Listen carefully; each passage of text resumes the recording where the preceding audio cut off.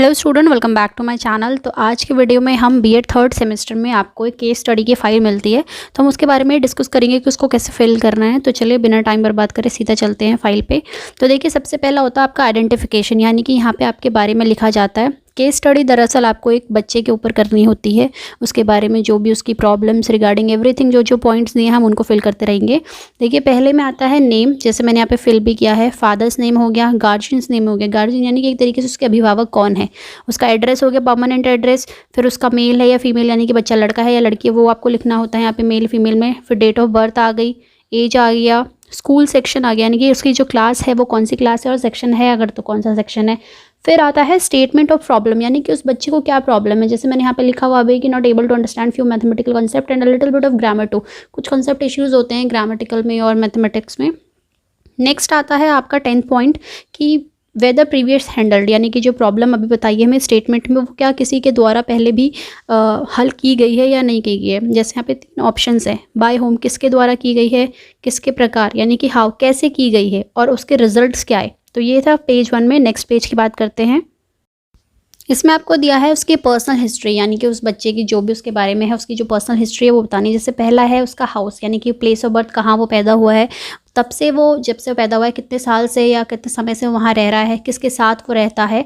Second point देखिए क्या होता है, एट प्रेजेंट उसका स्कूल में क्या सिनेरियो, यानी कि कौन से एज में उसने एडमिशन लिया था अगर हम बात करें तो, और उतने अगर अभी तक जो क्लासेस में आया है बच्चा, उसमें किसी भी क्लास में वो फेल हुआ है या नहीं। सी पॉइंट हमें कहता है कि बच्चे की पोजीशन क्या है क्लास में, यानी कि वो अच्छा है, थोड़ा एवरेज है, या बिल्कुल ब्राइट है, या बिल्कुल ही पिछड़ा है। पिछड़ा इन द सेंस कि बहुत ही कम, मतलब पढ़ाई वढ़ाई में ध्यान बिल्कुल नहीं है और उसके मार्क्स भी अच्छे नहीं आते हैं।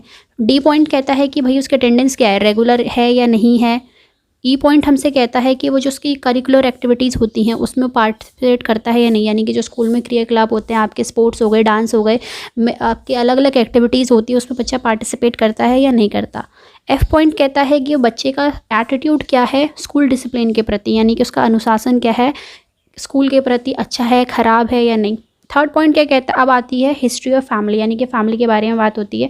तो सबसे पहला पॉइंट दिया है फादर को लेके, तो फादर या फर्स्ट पॉइंट है अलाइव है या डेड है। फिर आता है एज आ गया, फिर आता है कि उनकी ऑक्यूपेशन, यानी कि उनका व्यवसाय क्या है, उनका काम क्या है। नेक्स्ट पेज देखिए, उनका व्यवसाय क्या है यानी कि उनके काम के प्रति। फिफ्थ आती है उनकी एजुकेशन क्या है। सिक्स आती है उनके हैबिट्स क्या हैं, उनकी हॉबीज़ क्या हैं। और लास्ट पॉइंट है इसमें फादर का, उनकी हेल्थ कैसी, यानी कि अभी ठीक है या कोई इश्यू है। फिर आता है वही मदर का, यानी जो आपने पापा के उसमें लिखा था, पिता के उसमें, फादर के उसमें, वही आपको मम्मी के उसमें भी लिखना है। डेड है, अलाइव है, उनकी एज क्या है, उनका ऑक्यूपेशन क्या है, उनकी एजुकेशन क्या है, उनकी हैबिट्स क्या हैं।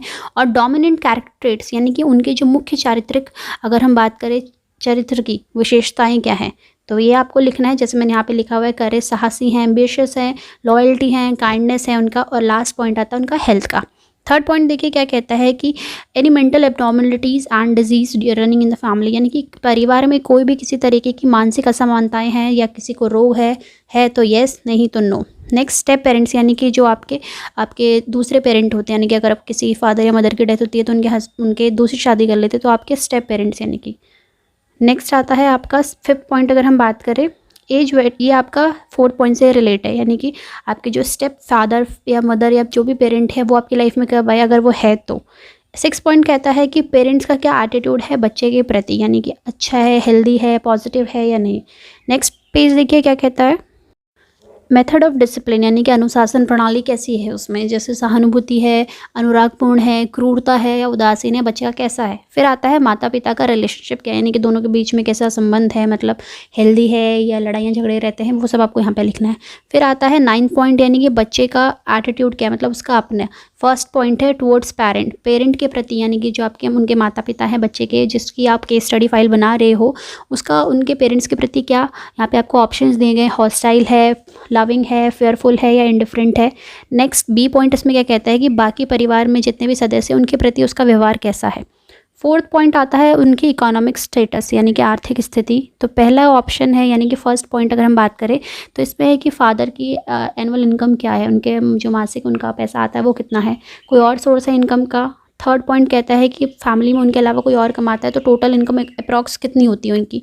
फिर आता है कि फैमिली ऋण में है, यानी कि कर्जे में है। फिफ्थ पॉइंट कहता है कि क्या जो पैसा है वो सफिशिएंट है या नहीं, जो उनके पैसा आता है उनके फादर का, 6 पॉइंट हमसे कहता है कि member of dependent in family, यानी कि जो कमा रहा है उसके ऊपर कितने आश्रित हैं एक तरीके से, तो वो आप यहाँ पे लिखोगे। नेक्स्ट पेज देखिए क्या कहता है। 5th पॉइंट आता है हमारा सोशल स्टेटस क्या है, उनके लिए सामाजिक स्थिति क्या है। जैसे पहला दिया है नेबरहुड, नेबरहुड में यानी कि एक, और बी पॉइंट दिया है लोकेलिटी क्या है, यानी कि साफ़ सफाई है या बिल्कुल बहुत ही गंदे तरीके से या बहुत ही कंजेस्टेड एरिया में रहते हैं।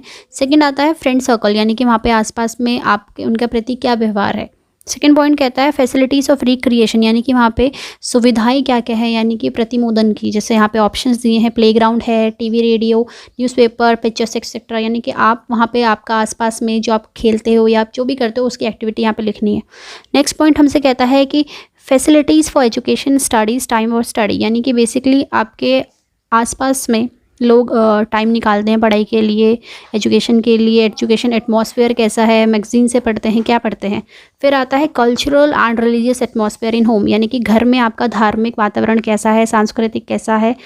नेक्स्ट पॉइंट कहता है कि मेडिकल हिस्ट्री, यानी कि किसी के बारे में भी आप इसमें लिख सकते हो, किसी भी एक मेंबर को लेके, उसकी हाइट, वेट हो गया, उसका चेस्ट साइज़ हो गया नॉर्मल एक्सप्लेन करके, या कोई इसको फिजिकल डिफॉर्मिटीज़ है, कोई शारीरिक दिक्कत है या कोई से रोग है तो आप लिख सकते हो, नहीं है तो आप नो लिखो और डैश कर दो। नेक्स्ट पेज देखिए क्या कहता है।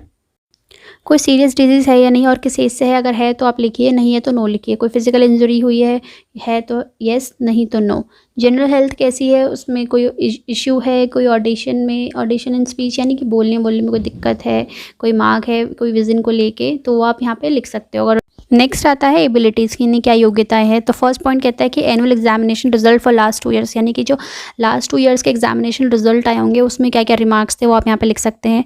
नेक्स्ट आता है स्कूल का रिकॉर्ड, स्कूल रिकॉर्ड में बच्चे का क्या है, वर्क हैबिट क्या है, उसका पंक्चुअल है या नहीं, अटेंडेंस कैसी है, टीचर्स के साथ रिलेशनशिप कैसा है, क्लासमेट्स के साथ कैसा है, बच्चे की जनरल एबिलिटीज़ क्या है, यानी कि सामान्य योग्यताएँ क्या हैं, या कुछ इसमें खास स्पेशल एबिलिटीज़ वो क्या है। नेक्स्ट देखिए।